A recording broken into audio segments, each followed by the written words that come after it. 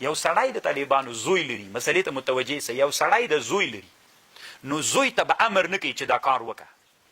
ولې؟ ځکه به نه ورته وایي چې دا کار وکړه که بالفرض د زوی دا کار ونه کړه. بیا خو طالبانو دی عاق سو که نه. عقوق د والدینو دا څوک ده؟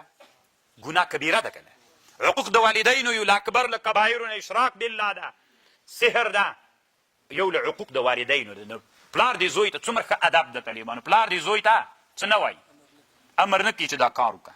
داسې دې ورته وایي بچیه که پلانکی پلانکی کار سوی وای ډېر خوند یې کړی و نن، اوس یې که وکړي امتثال د امر د پلار یې وکړي، که یې ونه کړي نو طالبانو ګناهګار سو، خو دومره غټ ګناه خو نه سوله چې عقوق د والدینو ګناه کبیره ده.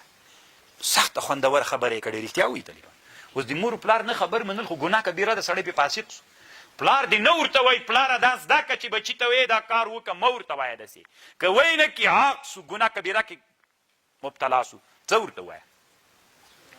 که دغه کار له دغه جنه تر دغه دا اوس سوی وای ډېر خوند یې کړی. نو خو دینه معلومه سوله ښه چې فقهاو داسې لیکلي دي چې امر به نه کوې، داسې د تلطف په لهجه به یې ورته وایې چې ګناه کې ډېر غټ واقع نه سي. نو ته دلته چې وایې چې الحمدلله دلته قولو مقدر ده، نو الله خو هېڅکله داسې نه وایي.